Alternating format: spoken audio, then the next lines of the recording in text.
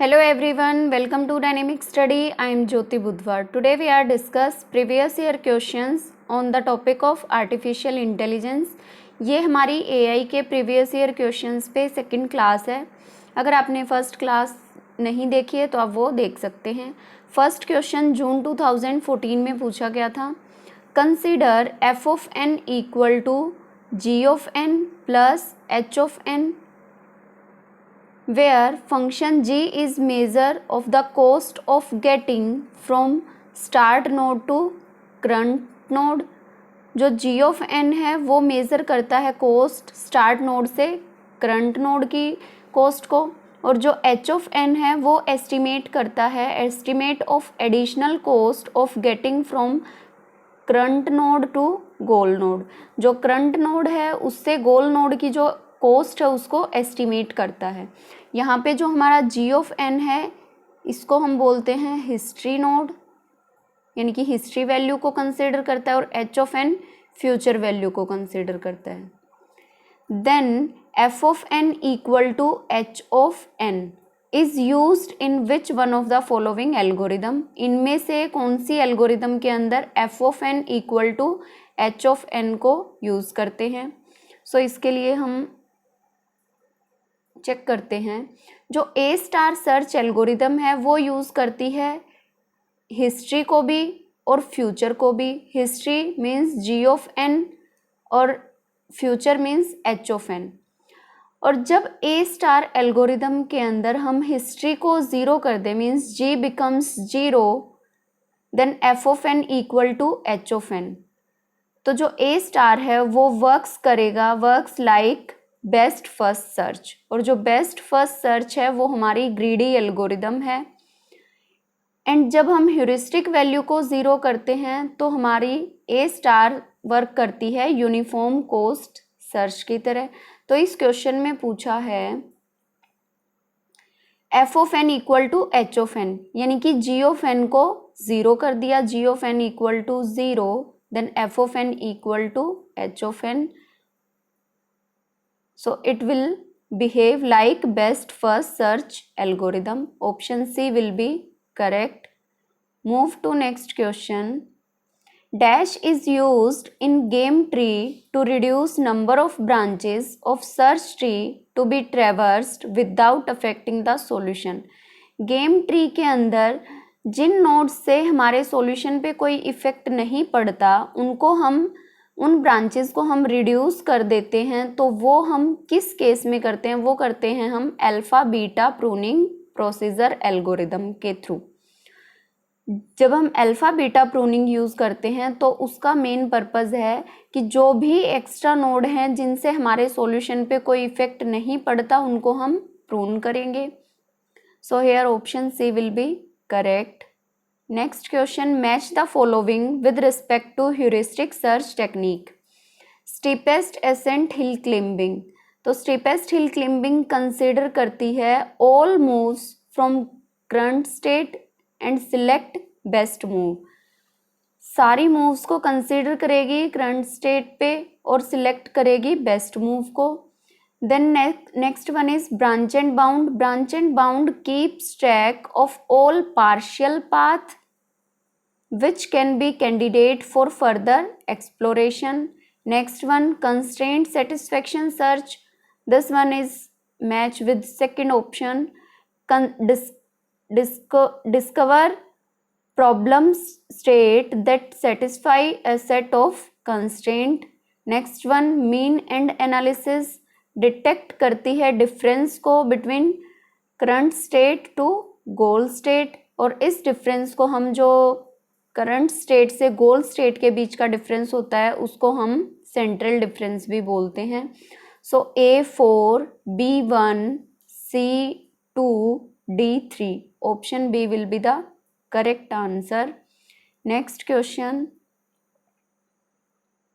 Consider the following game tree in which root is maximising node. जो root है वो हमारा मैक्सिमाइजिंग नोड है. And childrens are visited left to right.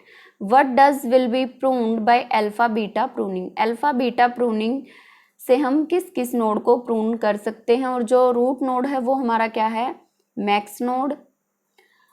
और जब रूट नोड मैक्स नोड है तो जो उससे नेक्स्ट लेवल पे नोड्स होंगे वो हमारे होंगे मिन नोड। ये ऑल्टरनेट फैशन में होते हैं, यानी कि मैक्स नोड देन मिन नोड, अगेन नेक्स्ट लेवल पे फिर से मैक्स नोड। तो जो अल्फा बीटा प्रूनिंग के लिए हम प्रून करते हैं जिस एरिया को, उसके लिए कंडीशन होती है alpha greater than equal to beta. जिस केस में हमारे पास अल्फा ग्रेटर देन बीटा होगा उस केस में हम प्रूनिंग करेंगे, और जहाँ पे अल्फा लेस देन बीटा होगा वहाँ पे नो प्रून, कोई भी प्रूनिंग नहीं होगी। और अल्फा और बीटा की जो इनिशियल वैल्यू होती है ट्री के अंदर वो क्या है, alpha equal to minus infinity and beta equal to plus infinity. दो पॉइंट्स होते हैं अल्फा और बीटा एक लाइन पे, alpha minus infinity, beta plus infinity. तो जब ये दोनों एक दूसरे को क्रॉस कर जाएंगे और ये कंडीशन होगी alpha greater than equal to beta, उस केस में हम उन नोड्स को प्रून करेंगे। तो इस क्वेश्चन में चेक करते हैं कि कौन सा पोर्शन हमारा प्रून होगा। ए से स्टार्ट किया। इनिशियल हमारी जो कॉस्ट होती है वो हमने अभी डिस्कस किया, alpha equal to minus infinity, beta equal to plus infinity. तो सबसे पहले हम लेफ्ट साइड में मूव किया, बी नोड पे गए, और डी ई एफ इनकी भी फर्दर कॉस्ट गिवन है। एक मिनट, वो कॉस्ट नहीं राइट डाउन की हैं। 3, 12, 8, 2, 15 एंड देन 6। ये क्वेश्चन 2016 में पूछा गया था, जुलाई। तो यहाँ पे आने के बाद हमारी अल्फा और बीटा की वैल्यू सेम है यहाँ तक। अब मिन नोड पे हम आ गए हैं। मिन नोड पे आने के बाद जो अगर मिन नोड है तो वो इन तीनों वैल्यूज़ में से पिक करेगा जो हमारी मिनिमम वैल्यू है उसको। तो अल्फा की वैल्यू तो सेम रहेगी, अल्फा की वैल्यू चेंज होगी मैक्स नोड पे, और बीटा की वैल्यू चेंज होगी मिन नोड पे। तो यहाँ पे बीटा की वैल्यू थी हमारी प्लस इन्फिनिटी, जो कि चेंज हो गई है 3 से, क्योंकि 3 यहाँ पे क्या है, मिनिमम वैल्यू। अब यहाँ पे अल्फा लेस देन बीटा है तो नो प्रूनिंग, बैक ट्रैक करेंगे। अब इनमें से कोई और वैल्यू पिक नहीं करेगा बी नोड, क्योंकि उसने मिनिमम वैल्यू पिक कर ली है। मूव करेंगे, बैक ट्रैक करेंगे ए नोड पे। यहाँ पे फिर से अब ये मैक्स नोड है तो अपडेट करेगा वैल्यूज़ को, अपडेट करेगा तो अल्फा की वैल्यू क्या हो जाएगी, मैक्स नोड है तो 3 को एक्सेप्ट करेगा, यानी कि माइनस इन्फिनिटी से चेंज किया 3, बीटा की वैल्यू प्लस इन्फिनिटी है। देन हम राइट साइड में आए मूव करके, यहाँ पे हमारी अल्फा की वैल्यू है अल्फा इक्वल टू 3 और beta equal to plus infinity. अब फिर से जो सी नोड है वो मिन नोड है तो वो मिनिमम वैल्यू को पिक करेगा, यानी कि 2। अब जब मिनिमम वैल्यू पिक की 2 और रिप्लेस किया प्लस इन्फिनिटी से, तो जो हमारी कंडीशन थी alpha greater than equal to beta, ये कंडीशन हमारी यहाँ पे फॉलो हो रही है। तो अगर ये कंडीशन है alpha greater than equal to beta, तो जो बाकी के नोड्स हैं यहाँ पे वो क्या होंगे, प्रून। तो हमारा कौन से नोड्स प्रून हुए हैं यहाँ पे, H and I। So here option B will be correct answer for this particular question. I think ये कंसेप्ट आपको क्लियर हो गया होगा। अगर कोई भी डाउट है तो कमेंट सेक्शन में कमेंट करके पूछ सकते हैं। Consider the following AO graph, यहाँ पे हमारे पास है AO graph, which is the best node to expand next by AO star algorithm। अगर हम AO star algorithm यूज़ करते हैं तो उस केस में हम किस नोड को एक्सपेंड करेंगे नेक्स्ट लेवल पे। तो पहले हम AO star एल्गोरिदम को स्टडी करते हैं थोड़ा सा। AO स्टार सर्च क्या है, and or node search algorithm. It has only 2 types of node, and node, or node.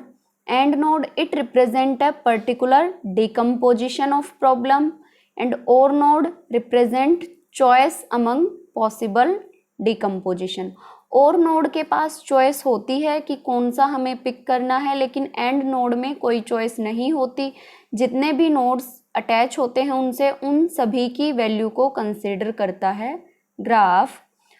सो इस ग्राफ के अंदर हमारे पास जी नोड की ह्यूरिस्टिक वैल्यू दी हुई है 45 और इन अलग अलग इनकी भी कॉस्ट गिवन है। इस नोड की है 4, इसकी 3, इसकी 2।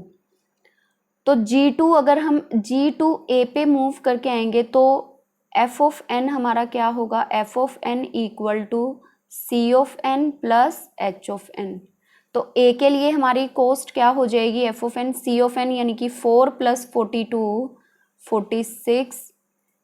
ये हमारा और नोड है और ये इधर वाला हमारा एंड नोड है, इसके लिए ये कंडीशन है। अब एंड नोड है तो पहले हम इसको डिफाइन करेंगे, देन इसको, और फिर इन दोनों को कंबाइन करेंगे। तो 3 प्लस 22 मीन्स 25 और 2 प्लस 24 मीन्स 26।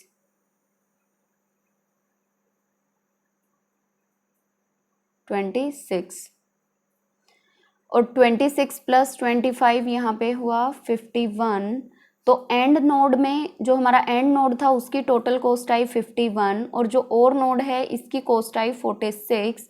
तो हमारी कॉस्ट जो है वो अपडेट होके क्या हो जाएगी 46।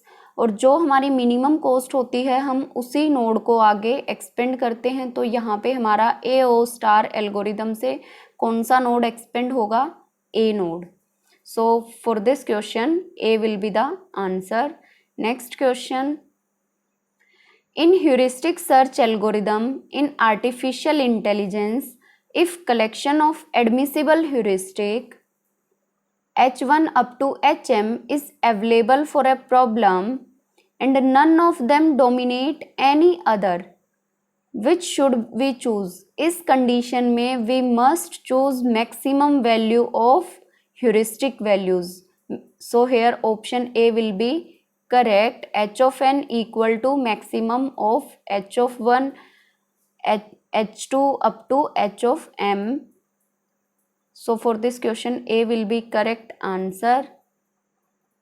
Thank you so much guys, आज की वीडियो में इतना ही करते हैं। अगर कोई भी क्वेरी है तो आप कमेंट कर सकते हैं। All the best for your future. Video को लाइक एंड शेयर करना ना भूलें।